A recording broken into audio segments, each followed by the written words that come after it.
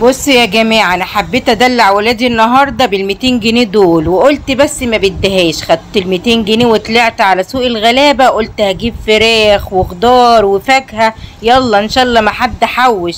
تعالوا ما نشوف ال200 جنيه دول هيجيبوا ايه. يلا بينا. السلام عليكم ورحمه الله وبركاته. ازيكم يا اغلى اخواتي؟ ان شاء الله تكونوا بخير وباحسن حال. حابه اشكر كل متابعيني حبايبي من داخل مصر ومن خارج مصر على دعمكم ليا وعلى التعليقات الحلوه. ربنا يسعد قلوبكم ويكبر بخواطركم، اللهم امين، وما تحرمش منكم ابدا.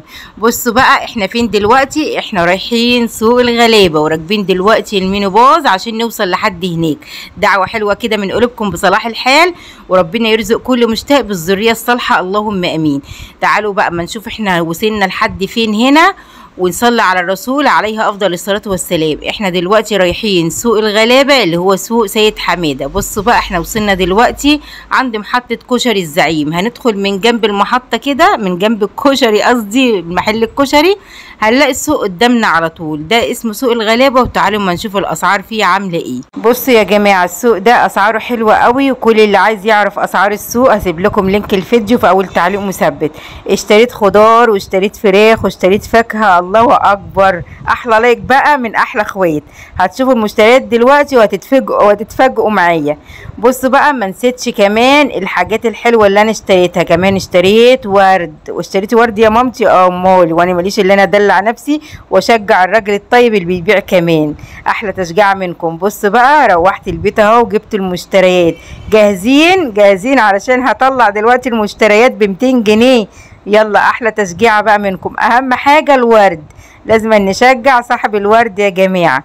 والله بجد لقيته يعني غلبان وبيجري على رزق اولاده، فقلت لازم اشتري منه. حتى لو انا بوفر وبدبر مش مهم، خليها علينا احنا. بص بقى جبت ايه. جبت جوافه فاكهه. هاي فاكهه ولا مش فاكهه؟ فاكهه. تعالوا بقى نطلع بقيه الحاجه وتفاجئوا معايا. جبت طماطم، اهم حاجه طبعا. جبت طماطم اهي. وجبت ايه تاني؟ تعالوا ما نطلع اللي في الجراب يا حاوي. جبت خيار وبطاطس. خيار وبطاطس يا مامتي ازاي بال200 جنيه؟ وجايبه ايه تاني؟ اصبروا عليا. جايبه ايه تاني؟ ده انا جايبه فراخ. لا مش فراخ يا ربي. ايه؟ هقول لكم دلوقتي جايبه ايه. بصوا بقى تعالوا ما اقول لكم اسعار المشتريات ديت عامله كام. وصلي كده على الرسول عليه افضل الصلاه والسلام. هنبدا بايه يا مامتي؟ تعالوا ما نبدا بكله ولا لا خلاص هنبدا بالخيار. بصوا بقى يا جماعه، محدش يقول لي انت عشان كاتبين لي في التعليقات، وانا زعلانه جدا من اللي بيكتبوا التعليقات الوحشه دي، طبعا مش متابعيني. بيقول لي انت بتلمي الزباله من السوق. انا دي زباله؟ بالله عليكم دي زباله؟ انا برضه هاكل ولادي زباله؟ ده كل واحده بتاكل ولادها احسن حاجه. انا جايبه الخيار ده نص كيلو ب5 جنيه. ازاي وربنا المعبود ب5 جنيه؟ لان الخيار يعني مش طازه بس حلو، يعني حلو هيمشي حاله، مش هقول لا. وجايبه البطاطس الحلوه دي ب15 جنيه. ازاي يا مامتي؟ والله انا مش هحلف.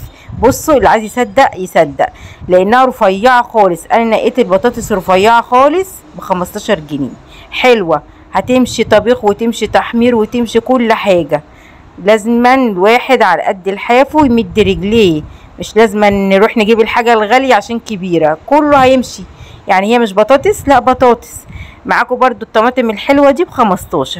يعني الطماطم اللي جبتها ب15، ما رضيتش اجيب الطريه ام 10 جنيه.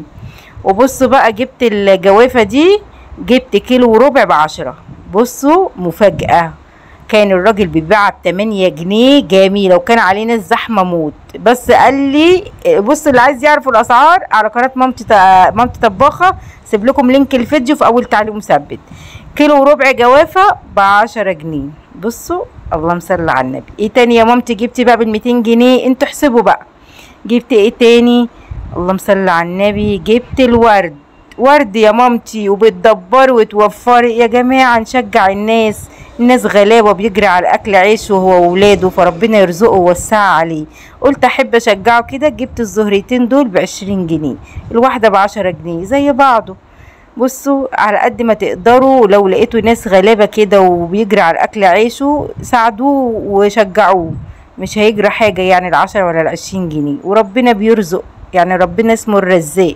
بصوا بقى الشنطه السوداء دي مفاجاه من العيار التقيل. احلى لايك بقى. تعالوا ما نفتح ونشوف ايه اللي في قلب الشنطة دي. فراخ. خمنوا بقى دلوقتي هطلعها لكم. بصوا، الله اكبر، لازم انا ادلع ولادي. امال بقى مش هقطع الفرخة 6 حتت، لا ده انا جايبه لهم كل واحد ورك، جايبه 6 وراك، يعني كل واحد هياخد نايب كده كبير. بصوا بقى، الوراك كانت في سوق الغلابة اللي هو سوق سيد حمادة ب65 جنيه، ولو عايزين تعرفوا الاسعار قلت لكم في الفيديو في اول تعليق مثبت. كانت الوراك ب65 جنيه، جبت 2 كيلو يعني هو قال لي قاطعين 135 جنيه، بس جبت لكل واحد ورك، جبت 6 وراك زي ما انتوا شايفين كده. الله اكبر، بسم الله ما شاء الله. بصوا، بألف هنا وشفا لكل اللي بيشوف وكل اللي كل. حلوين والله. ايه رأيكم بقى؟ دي المشتريات ام 200 جنيه. هيصت ولادي ولا ما هيصتهمش؟ جبت فاكهة ولا ما جبتش؟ احلى لايك بقى. بصوا، الله اكبر، الحاجات دي كلها قطعت اللهم صل على النبي 200 جنيه. ولو ما كنتش جبت الورد ب20 كنت هجيب بال20 جنيه برضو حاجات طلبات يعني في البيت، خضار وفاكهة، بس ايه كده احسن. يلا ربنا يرزقنا من وسع ويرزقكم ويوسع رزقكم، اللهم امين.